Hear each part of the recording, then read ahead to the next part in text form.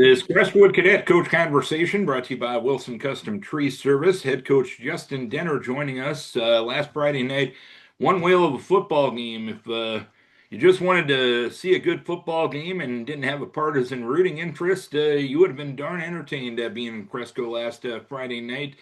Unfortunately, it fell a point short to the number two ranked team in Class 2A. Coach, what were your takeaways from the game itself, looking at it at a macro level?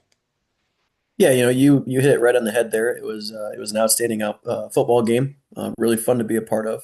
Really glad for our guys to be a part of that. We talk about putting themselves in a position to be in big games every year. That's what we try to do the stuff in the off season for. Our speed training, our lifting, our 7-on-7, all those types of things is to put ourselves in position for those types of games. And I'm just really proud of how our guys stepped up to the plate and really put themselves out there. And we knew it was going to be a battle. We knew if we had any shot at winning, it was going to be a four-quarter fight.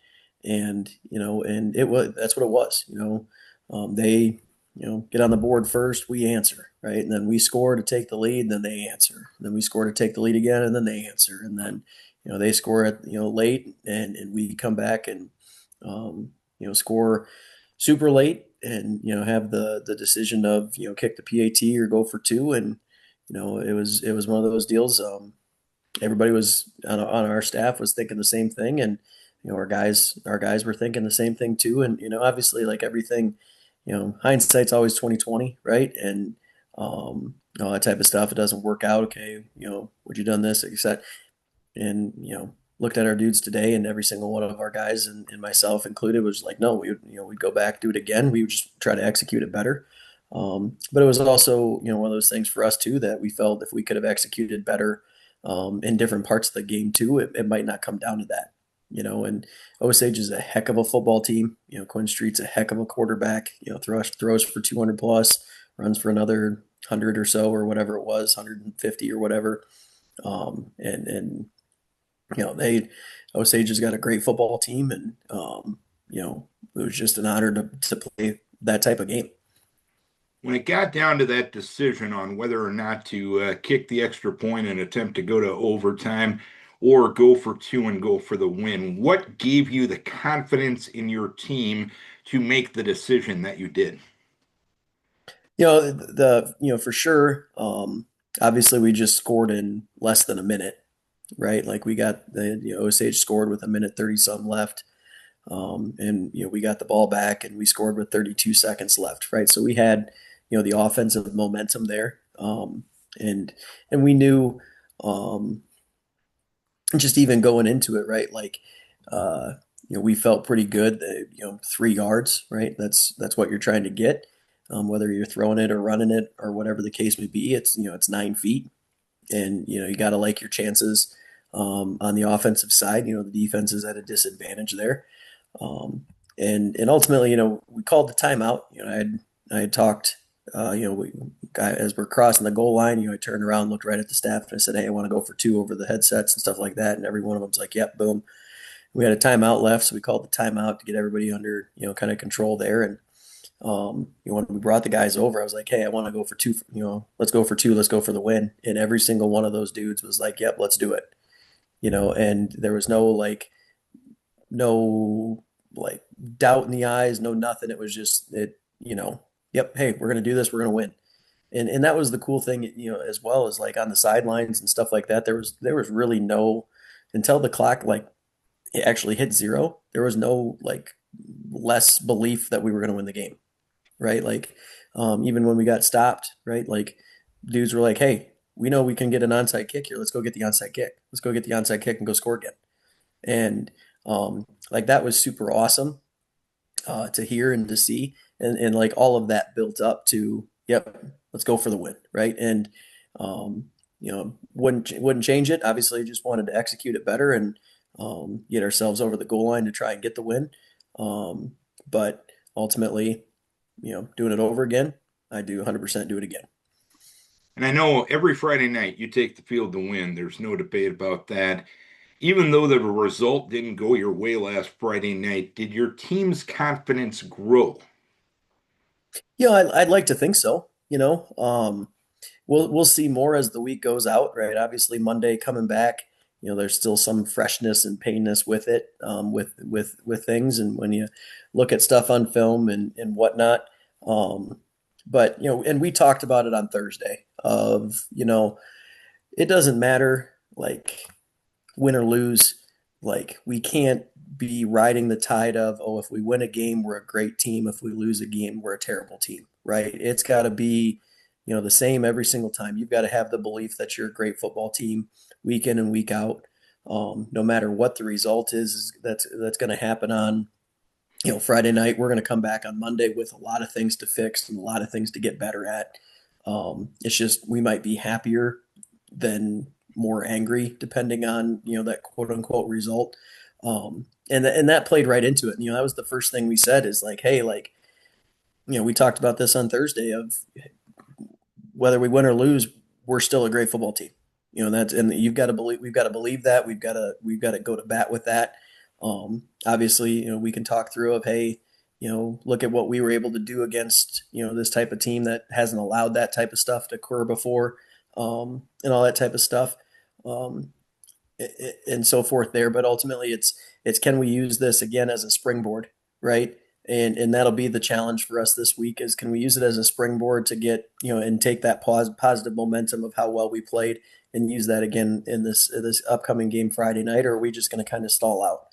And that'll be the challenge for us as a coaching staff to get that springboard feeling going and get the guys believing in that. Um, and if that's the case, then absolutely, then this type of performance, this type of loss, etc., will have helped us. But if we leave it more as a kind of a deflation of the balloon or whatever, and we don't perform as well on Friday night, then it didn't help us at all. How do you instill that mindset in 15 to 18-year-old kids? Because you got people like me who my industry requires me to report results. And oftentimes, when it comes to media and overall society, we don't get into the context of, you know what, you did this well, even in a loss, even if you won, you didn't do this as well. How do you get that mindset instilled into young people? It's a challenge every year, right? Like you'd like to think that you teach it one year and you got kids that have, 3 years worth of kids that have heard it once and they can, go there. But we've got to, you got to, talk about it every day. You got to talk about it every week. You got to talk about it all the time. It's not always necessarily us versus them. It's always the kind of you versus you, right? And the buying in of the process of yep, there's going to be days like even today, right? There's going to be times where stuff that we do in practice is going to look kind of funky and it's going to look kind of terrible because it's the first week back. We're trying some new things or we're seeing a different front that we haven't seen in a little bit. So things are going to be kind of rusty or whatever the case may be. And then Tuesday's going to get better, and then Wednesday's going to be even more, even better than that. And then Thursday's your day of fine tuning, and then we can see how far, see what we've grown in and stuff like that. And each week you got to hammer home that it's about trying to put the best version of the 2025 Crestwood football team out there as possible. And it's not about what we've done in the past. It's not about what we could do in the future or anything like that. It's about putting the best version of ourselves out there on Friday night. And if we can do that, then eventually the results will take care of themselves because we'll have grown enough to put ourselves in a position to be successful. And if we're not, that's okay too. That okay, now we've just got more places to grow, right? Like we gotta learn no matter what. And we talked about it of you're going to learn all the time. It's just if you learn, if you don't necessarily learn after a win, that makes the learning after a loss come a lot quicker. And not to say that we didn't learn enough or whatever. I felt we played probably one of our better games overall. It was against a really really high quality opponent. Um, but at the same time, if we don't learn from that and grow from that process, aspect, we're going to be in the same position next week, and that's not a good position there. We want to be having positive, even more positive momentum going into the playoffs here. And obviously, week 7 was a big football game for your team. Week number 8, another big football game as you take on Waukon. You're in a position where you win this, you get another game at home this week. Having that on the line this week, does that help mentally prepare your team, knowing the fact that, hey, if we go out and do what we are capable of doing, we get to play at home a week from Friday night? Yeah, I think it's something you have to address, right? Because obviously the kids know about it, they talk about it, all that type of stuff. As a coaching staff, you got to address those things, and we talked about it. Like if that's something that motivates you, that you want to play back out on the field, home field one more time, and that's going to help give you that extra gump to try hard and all that type of stuff. Then we've got to use that.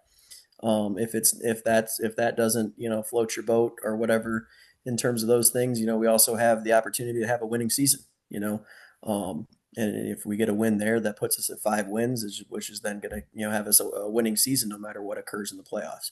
And we've only had one or two of those in the last couple, or last one was in 2022, and then previous one before that was 2020, and so like that's not we've been in the playoffs, we just haven't had winning records, right? So like, Mhm. okay, is that something that drives you home?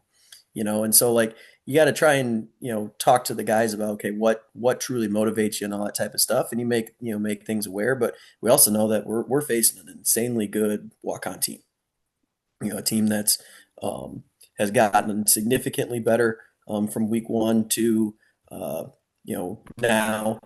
um, they're very explosive on the offensive side. Obviously they put 50 points up on North Fayette Valley, and we could only muster up 21, and that was a lucky 21 if you want to look at it that way. They're playing with a lot of confidence. Just had a very solid win, obviously, against New Hampton. They're playing for the exact same stuff that we are. They're playing for the winning record. They're playing for the home game. Like everybody's got the same thing on the line. And that's what makes it fun.